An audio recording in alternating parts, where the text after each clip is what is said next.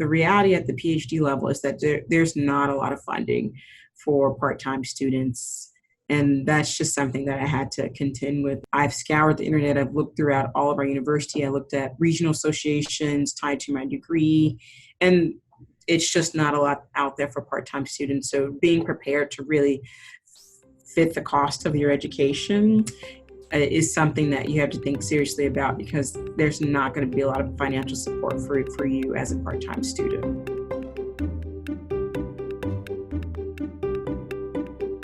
Welcome to the Personal Finance for PhDs podcast, a higher education in personal finance. I'm your host, Dr. Emily Roberts. This is Season 4, Episode 15, and today my guest is Patrice French, a PhD student in adult education at Texas A&M. Patrice has a full-time position at her university and is pursuing her PhD part-time. She's paying for her degree through her employee benefits and a small grant she won after searching and applying for over 50 external scholarships and grants. Patrice and I discuss her path to the PhD, her decision to maintain her full-time job while in her program, and what she expects the PhD to do for her career going forward. Along the way, we touch on public service loan forgiveness, repaying consumer debt, side income, investing for retirement, and the positive steps Patrice has taken with her finances over the past few months. I'm very excited to share her perspective here on the podcast. Without further ado, here's my interview with Patrice French. I have joining me on the podcast today, Patrice French, and she will be telling us about her journey to the PhD as a part-time student and a full-time worker. So Patrice, thank you so much for joining me today. Thank you for having me, Emily. Please tell us about yourself, where you're in school, who your employer is, where you live, all those kinds of things. Sure. Well, I am currently at Texas A&M University. I've been here a little over 3 years, and this is also where I am pursuing my PhD. I am finished with my second year in my program, which is educational human resource development with an emphasis in adult education, but I like to call it adult education for short because the degree name is a little bit long and people often don't know what that means.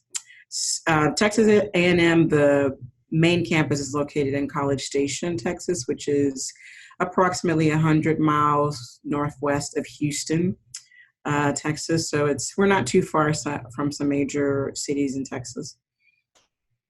Yeah, that sounds great. I actually have a little bit of a personal connection, I guess, to your field because my mother-in-law made her career in adult education and ultimately rose to the level of principal of an adult school. So, wow. Yeah, that's what she's been up to.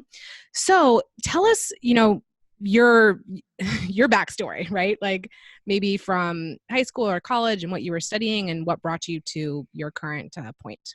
Sure. I have a background in social work. Actually, I have my bachelor's and master's in social work. I went to Texas Christian University in Fort Worth, Texas for my undergrad, and I got my master's degree at the University of Michigan, also in social work. So for a little bit of time, I was licensed to practice social work in the state of Texas. But while I was pursuing my master's degree, I learned that my focus on social work was pretty much in the minority because I was more focused on policy analysis, and whereas most of my colleagues were really wanting to work interpersonally with families, children, things like that. So I made a strategic decision to build my skill in a way that would support the efforts of social work, but at a macro level.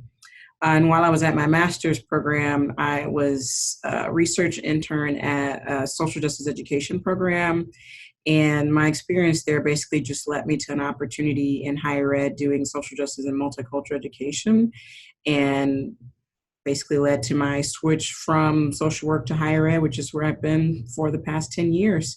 So my first job outside of my master's degree, I would definitely say parallels different areas of social work, but I've transitioned in some ways to being more entrenched in higher ed, where I wouldn't consider my work to be social work. So I did diversity and multicultural education work for 4 years, and I was in St. Louis. I moved from University of Michigan to St. Louis in Missouri. So I did that work for 4 years, and then I transitioned to doing academic student success and retention work, where I oversaw a unit that was tasked with supporting students who are transitioning to make sure they have their tools and things to be successful for retention, et cetera. And I moved back to Texas about 3 years ago, and some of that was precipitated by a major health event with my father. And so I was searching at the time, but by happenstance, I happened to apply right around the time my father became ill. And while I was in Houston, which is where I'm from, being with him, I basically got a really quick offer from Texas A&M, and I said, well, I guess it's meant to be that I'm back in Texas. And a couple months later, I was back, and that was in 2016, and I've been back since. As far as my trajectory to pursuing PhD, I have been thinking about that really since I was in my master's program, and thought that I would work for 3 years and go back to school and become a social work researcher. But since I've kind of floated around outside of social work for so long, I didn't think that was a good fit anymore, but I really was still interested and ended up exploring different programs, either in psych or communication or in education, for probably 2 or 3 years. And I decided to take a break from looking at it because I thought it'd be more advantageous to work. So I was not willing to sacrifice my income. And with my father's health, I just put that on the back burner so I can be closer to him and my family to make sure that they had what they need. So I was back at A&M and learned that they had an adult education program in my university, and actually work in the college that also host my program. So I did some research and just decided to apply, got in. And so a year into me working at A&M, I started my doctoral program. And I started part-time and have been pursuing the program part-time since 2017. Yes. So it's been about a bit of a journey. I will say that I don't know if I would recommend working full-time and being in a doctoral program part-time, or even I know some colleagues that do it both full-time. For me, I don't really have any major life commitments to where I can't balance it. I have a dog, but I am child-free. I don't have a partner. Outside of going to visit my family, which is about an hour, 40 minutes drive away from me, which I usually go twice a month, I don't have those huge commitments to where that it would make it harder to balance outside of just the commitment of supporting myself and making sure I'm doing what I'm needing to do with my main employment position, and then just figuring out life and making sure I take care of myself, health wise and things like that. So it's been a lot. I can definitely see how you got to the PhD though, right? Like it's clear from, the point when you were in your master's that the more academic kind of work and training was going to be a good fit at some point. Yes. And you got there in a slightly different field than you were expecting, but yeah, that's great. So why, I think you mentioned a little bit earlier that you didn't want to sacrifice your income, but Yes. is that the main reason to do what you're doing this way with full-time work and part-time PhD rather than doing the PhD full-time? Or are those programs not like well-funded, or how did you come to that decision? Yeah, so I believe the year I started at A&M as an employee, they just started a new benefit where employees staff employees who could pursue a degree and get some tuition assistance.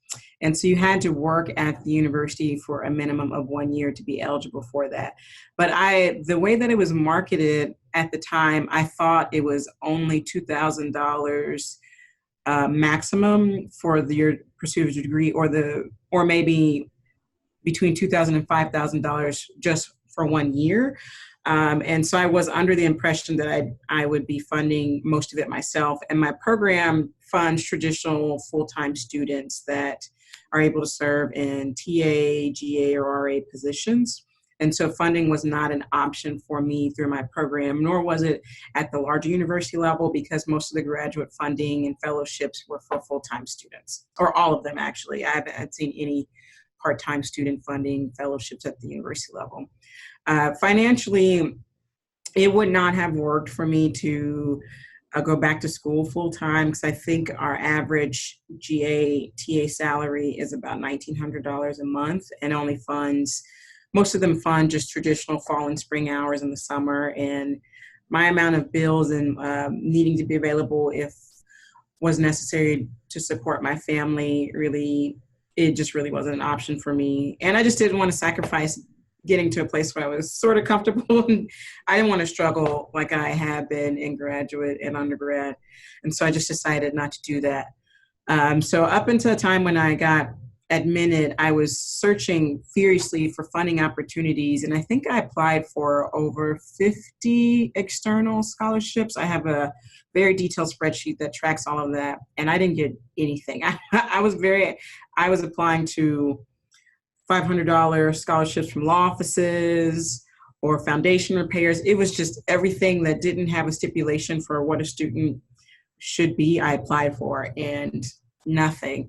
And right into the start of my program, I talked to our benefits people at the university. And that's when I learned that the benefit actually is, as long as I'm employed at the university full time, I will get up to $5,000 a year in tuition assistance, which breaks down to $2,000 for the fall, $2,000 for the spring, and $1,000 for the summer. And so that, in combination with some fee waivers, which I think equate to about $300 a semester, really cover about 80% of my overall tuition fee costs. So that ended up being way more affordable for me to have to come up with maybe $400 or $500 a semester in comparison to $2,600. Because in my college, our tuition and fees, excluding some of the fees that I don't have to pay as an employee, the tuition is about $2,547 per fall and semester if I'm taking 6 credit hours. So it sounds really inexpensive in comparison to some other institutions, and I'm in-state as well, so that makes a big difference. But still, it wouldn't be affordable on my salary to pay out of pocket without pursuing any external aid or scholarships or loans. And I made a very intentional decision not to pursue any more student loans, because I have them now and they are continuing to accrue interest and things of that nature based on the payment plans I'm under, because I am pursuing the public service loan forgiveness and have been under the income-based repayment plan for 4 years, and now I'm on the pay-as-you-earn. But my balance has increased, and I'm actually, although I'm in school, I have chosen to waive my deferment so I can continue to make payment towards my my loan, so I can increase my qualifications sooner than later. But I just didn't want to accrue any more debt. And so I decided either I'm paying for this out of pocket as much as I can, so that might mean that it takes me 10 years to finish my degree, or I'm going to try to find some aid. So gratefully, I have been able to cover all of my costs for my program. I also found a small grant that I have to apply for annually, but I've gotten each year. That is for $1,500 for the fall and the spring. And so my net cost for my degree program has been negative for me out of pocket, meaning that in many cases between the grant and my tuition assistance, I actually get a little bit of a refund that I'm able to put towards books and supplies, software, and other general living expenses. So it's actually worked out very well, and I'm very grateful that I'm able to pursue my degree pretty aggressively. So I think 2 courses per semester is a lot to be doing while working full time. And I do one in the summer. But so far, it's been a very affordable degree. And even with that, I have a very detailed spreadsheet to the penny where I'm able to project how much my total degree is going to cost with fees, tuition, even diploma fee, the dissertation fee, even the regalia. I already have an estimated cost of total attendance. So I'm being very diligent towards those costs, even though they have primarily been covered by my institution.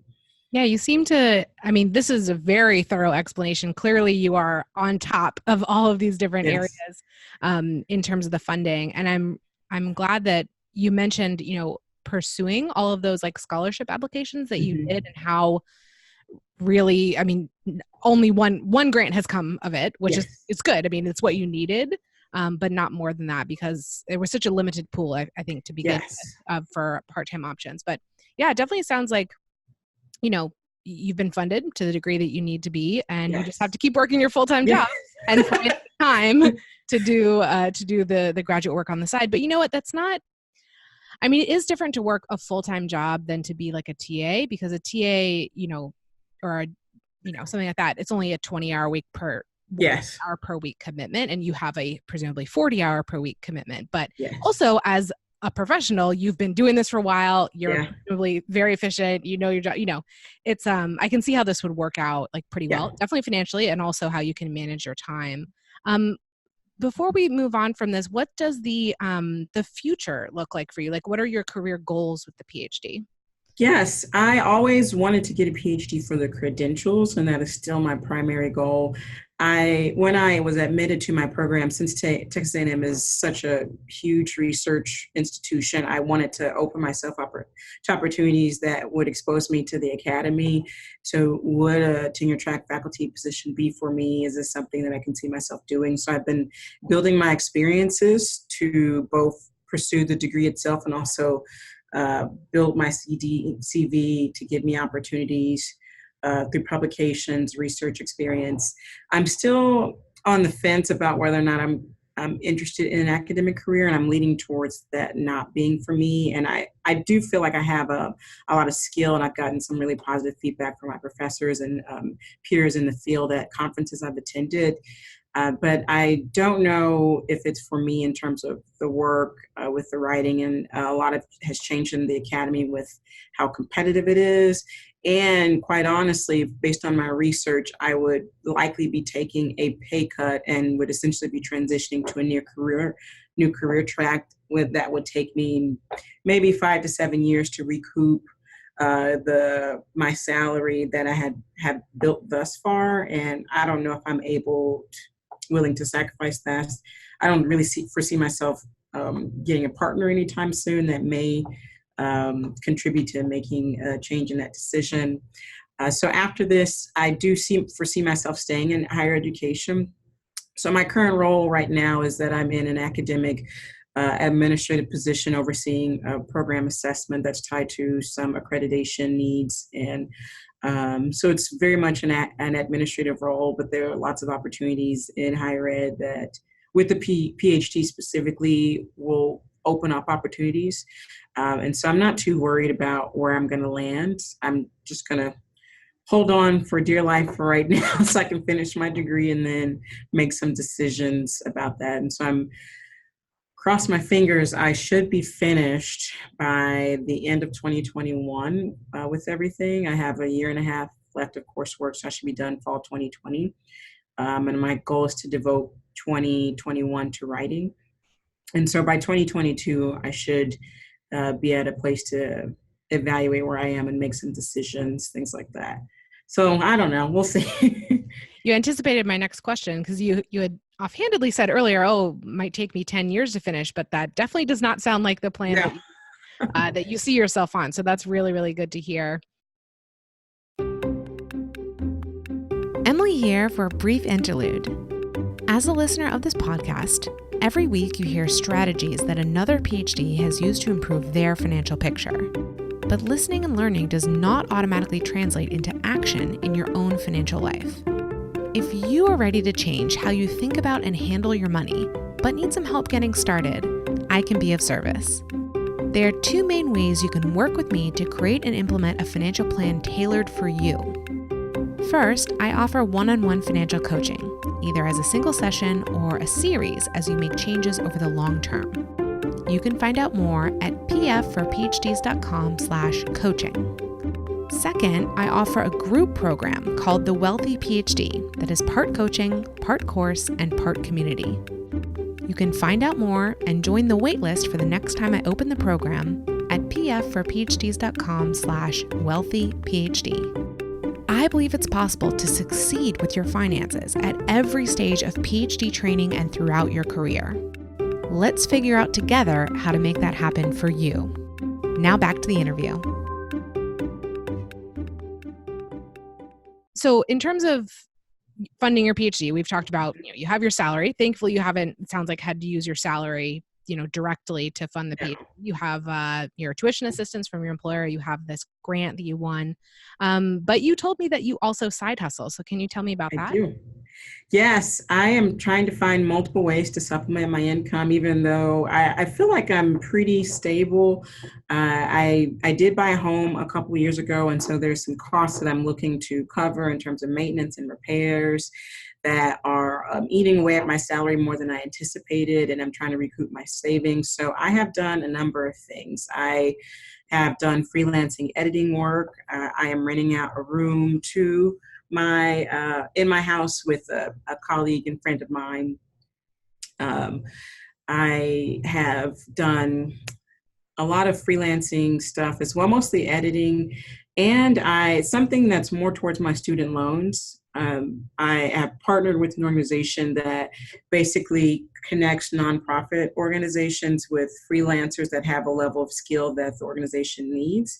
And upon successful completion of a project, that organization will pay my student loans directly in the form of a stipend.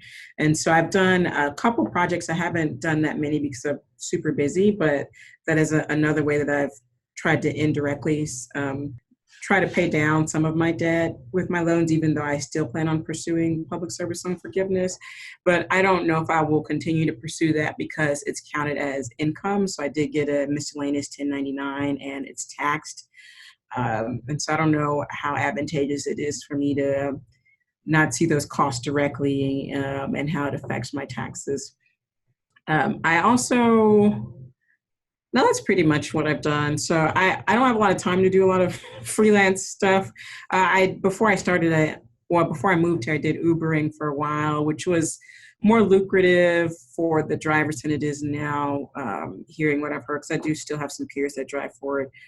But I'm pretty busy, so I don't have a lot of time to do work that takes a lot of time. So any way that I can make free money, that's where I'm kind of looking at now. So the rental income is an easy way to do that. And it works out both for myself and my friend because she gets to save money because she's also in a doctoral program and is really looking to save on costs from renting her own apartment. And I'm able to get a little bit extra income that can go to other things. Yeah, I was going to say the rental income sounds like the perfect solution in your situation, because a full-time job plus being a PhD student plus trying to side hustle, where the side hustling involves, trading your time for money. That is a lot on your plate. And as you said, you're visiting your family and so forth. So yeah, the rental income is really just leveraging another asset you have, not your time, but your home in a new way. That sounds like a really, really good fit. And I've published an episode on the podcast before about a homeowner who at the time was renting out rooms to his friends, and how it was really just, while interpersonally challenging in a couple ways, really overall very beneficial mutually. So a good situation when you are able to rent to someone that you know and like and want to be around and trust to pay the rent on time and so forth. Yes, I agree. Yeah, so you've mentioned your student loans a couple times and your pursuit of PSLF.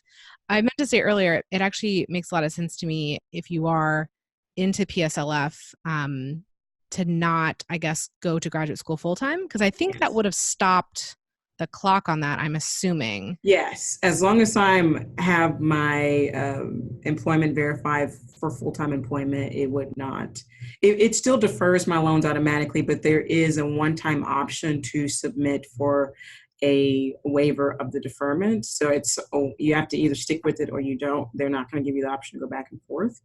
And so I made that decision before I started. So I never had a lapse in my qualifying payments for that reason. And I'm just sticking very diligently to and really connecting with the loan servicer in regards to where I am. And I'm making my minimum payments and just chugging away. And I think you may have mentioned earlier, are the student loans totally from your master's degree or also from undergrad? They're a combination. So my undergrad degree was my first 2 years were fully funded by scholarships, and due to some transition and changes, part of that was there was an increase in tuition of about 5 to 7% per year. And TCU is a private institution, so that 5 to 7% on $19,000, it makes a difference. So my last 2 years, my undergrad, I think I took a total out of, I think 14,000, and my master's degree I took out 24,000, and my master's funding was only to cover my living expenses because I had a scholarship that covered all of my tuition and fees. And while I tried to find employment while I was at Michigan, it was getting really tricky. So I just decided to take out the loans. I was only there for a 13-month program anyway. And so I figured, let me just focus on my education, get out, and just deal with the loans later. So total for both my degrees, it's about $36,000, but my balance is about 37.5 now, 7 years later, due to 8 years later, really, not 8.5, due to the accrual of interest and capitalization since I've been on the income-based repayment plan instead of the standard option. So it's just sitting there. How do you, I've also done other episodes where we discuss PSLF, very common in our community to be either pursuing it or considering it. So what do you think about that decision now, 8.5 years in? Was PSLF the right route for you? I think it is. My salary when I was right out of my master's degree was about $30,000 a year, and it was in a state that took out state and local taxes. So my take home was about $1,800 per month. And I think my standard payment at the time would have been about $400. So that is a little bit under a quarter of my salary. And so I was really intentional about thinking about the options. I know I'm likely going to stay in nonprofit higher ed. And so that really wouldn't be too much of a challenge to pursuing other employment options in lieu of public service option. So really the salary and then my employment options were my main decisions behind that. I'm a little bit antsy about it given the challenges that I've been hearing about, but I think by the time that I'm qualified for forgiveness, there will have been, I think that any changes they make will be affect new borrowers and not the existing borrowers. So let's say they take it away, I think that it won't affect me. But I think a lot of the hiccups that have happened with the borrowers that are qualifying now will have been remedied by the time that I qualify, which should be, it honestly should be in 2020, 2022, but I have some payments that are under review and that I've not gotten a straight answer on in over a year. So my date is September 2023. So within 2022 or 23, I should have a qualification for forgiveness. So I'm trying to stick to my decision. That's why I'm on the fence whether or not I'm going to ambitiously start paying them down or if I should just stick to the minimum payments, because it really aggravates me to see my balance just staying. Because I've also been able to maintain a taxable adjusted salary that keeps my payments pretty low. I have a very good accountant that's able to, with my freelance income, to reduce my income a lot to where what's reported is helps to keep those payments low, which is a goal of mine since I am still covering a lot of other things. But I don't know. We'll see. If it happens that it no longer is advantageous for me, then I will make plans to pay them down, because I am on a pretty ambitious consumer debt plan right now to where I should be done with all of my consumer debt, excluding my mortgage and my student loans by next year. And so that should free up a lot of salary, especially if I continue to get some supplemental income through renting my room or stuff like that. So if it happens that I want to change my mind, I'll just start ambitiously paying it down and we'll get rid of it.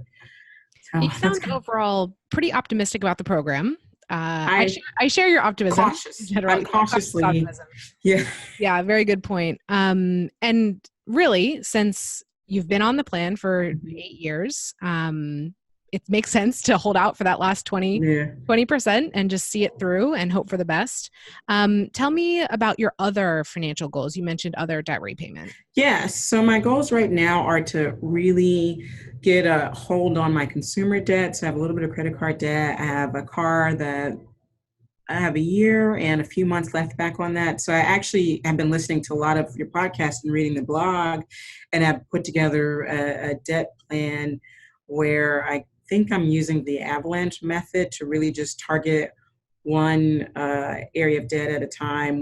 I'm targeting the highest interest rate and then just tackling it and then going to the next. And so I have a pretty robust plan that if I stick to it, I should be done with everything by the end of June. So I have a couple credit cards and I have a car payment that I think has about $6,000 left on it, which has the lowest. I had a really good interest rate on that. It has 2% interest on my car. So I'm really, it wouldn't save me that much. I have a loan for doing some home repairs and would be about a year. I would pay off a year earlier, a little bit under, maybe 10 months early on my current plan. So I'm really just focused on getting the consumer debt down I also want to build up my savings because partially me buying a house, there were some unanticipated expenses of repair really early on to me purchasing them. And since I had done so much on the down payment, I didn't have the savings to do the repairs. And so that's part of the reason why I have a loan for doing some of the repairs. And so by paying off all of this debt, it will free up a lot of my income so I can start saving, which is a big goal. So I'd really like to have more of a cushion than I have right now. Besides that, some larger goals are to just do a lot better at my long-term or midterm and long-term planning. So I usually would just plan month to month, and all my bills are really the same, so they're on auto repayment. So it's really not me any overspending I'm doing or not planning ahead is my fault, quite honestly, unless there's an unexpected expense, like if my tire blew out or something. But a part of it's just me just being too social and liking to go out and drink and eat out when I can easily just eat at home. So it's just being more fortuitous on my budget so that I could meet some of these financial goals, and I'm being less reliant on overspending and really trying to plan out. So I actually have a spreadsheet that is between now and 2020 that kind of plans out how much I'm expected to spend on my bills, which really shouldn't change.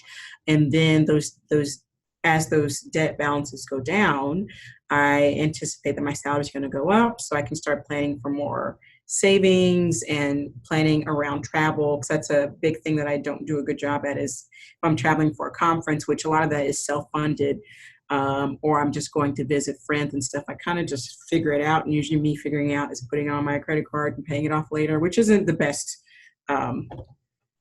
approach. And so I've actually applied for a credit card that has the best, a really good mileage rate. Because there are no airports that are really close to me where I have a preferred airline. And so I'm really focusing on putting my recurring bills on that card to build up points so that I can use that for more of my travel instead of just relying on just any old card. So I'm trying to be a little bit more savvy with things. And I definitely think when I get through with my debt, I won't really have to worry about trickling back to my credit cards, since there'll be so much more flexibility in my salary or my take home anyway. That's about it. Yeah, it sounds like you're tackling now, the personal finance side of things, yes, with the same kind of diligence and energy that you were, in these other earlier areas that we discussed more related to your career. So that sounds amazing. There are so many wonderful strategies that you just laid out. And so I hope that everyone, caught them the first time around. But yeah, great stuff that you're doing right now. How are you doing on long term, like retirement stuff? Like, does your employer already do a lot of that for Yes. you? Yeah, so I actually have my previous employer. I worked at an institution in St. Louis.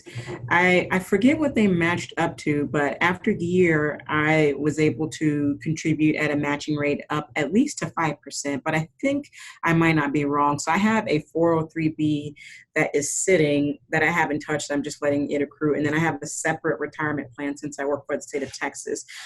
They take a little bit longer to get vested in, so they're contributing an equal amount, which is 7.6%, that I'm contributing each month. But after 5 years, I'll be fully vested as an employee. So if I ever leave, I can just let it stay there. I can come back, and it's a really robust retirement system. And so I will definitely be here long enough to get vested. And so those are my main two things. And because of that, I haven't really pursued any other retirement options such as a Roth IRA or things like that, because I'm well matched at my institutions. And I don't think I think it's the equivalent of a pension retirement with the state of Texas. I don't think it's your traditional investment fund. I think it's fully funded, and that my eligibility, I think, is at 55 years age, or the equivalent of, I think, 20 years of service or something. So if I ended up staying in the state of Texas or at this institution, I would have the option to retire at 55, because I've been working here since before I was 30. So I think it's a good option. That's something I'm paying attention to more readily, but I've been contributing to my retirement since I was 22.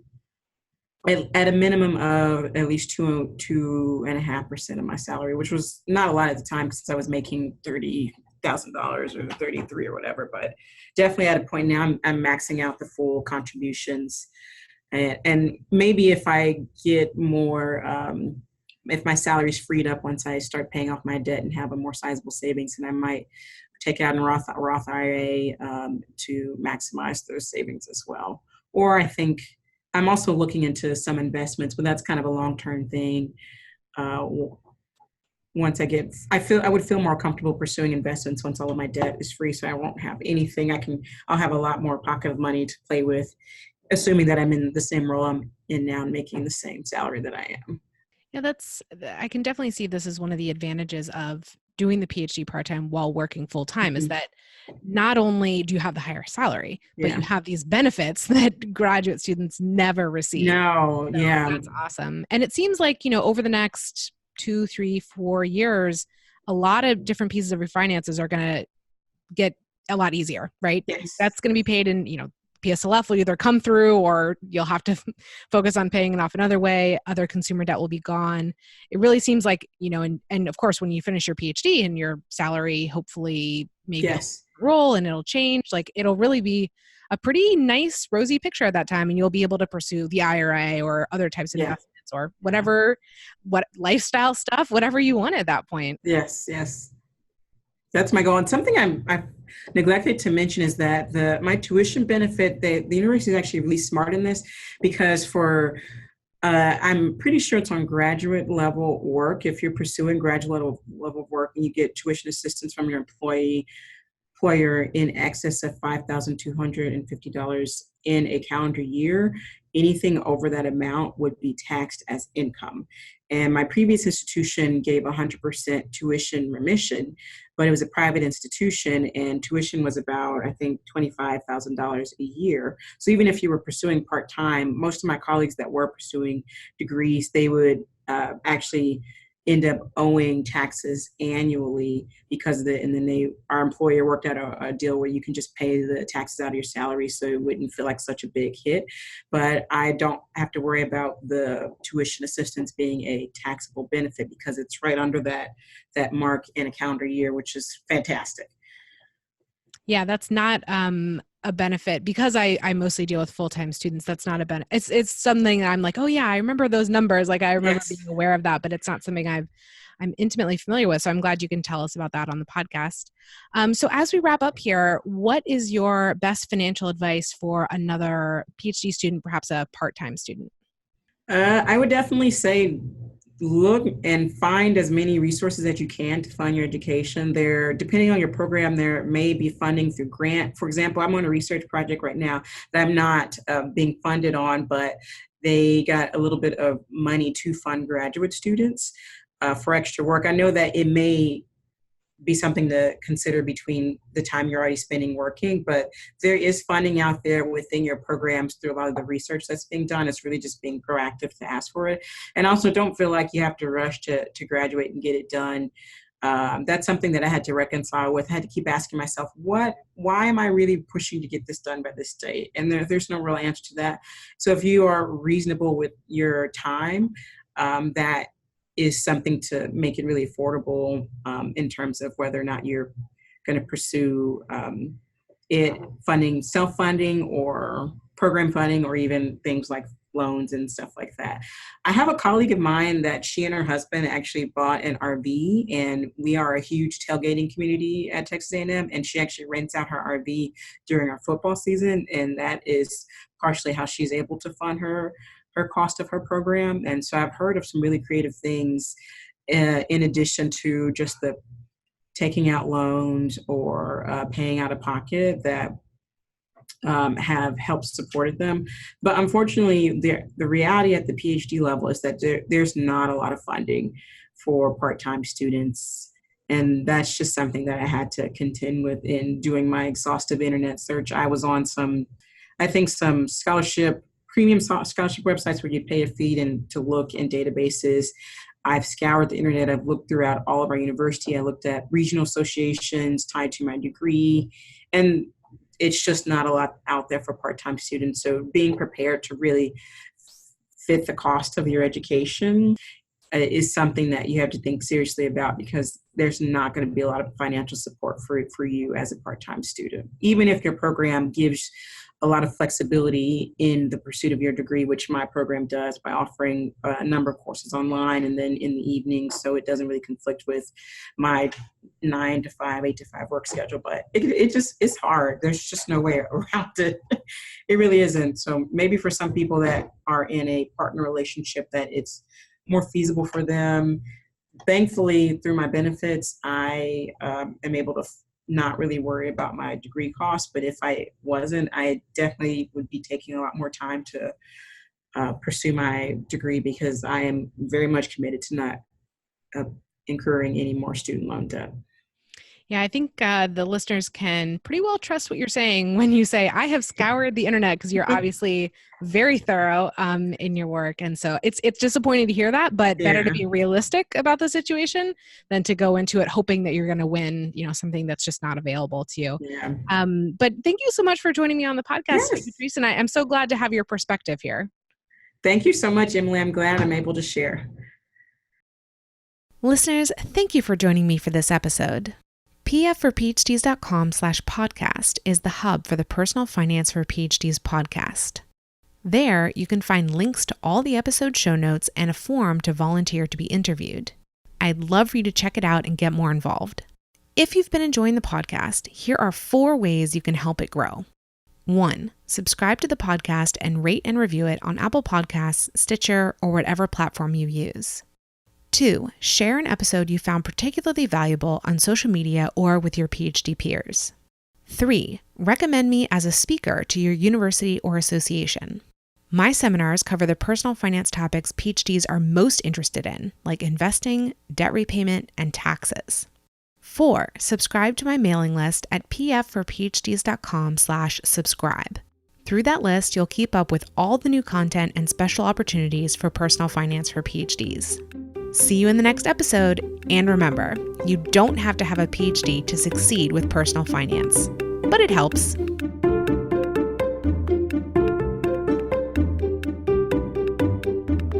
The music is Stages of Awakening by Poddington Bear from the Free Music Archive and is shared under CC by NC. Podcast editing and show notes creation by Lourdes Bobbio.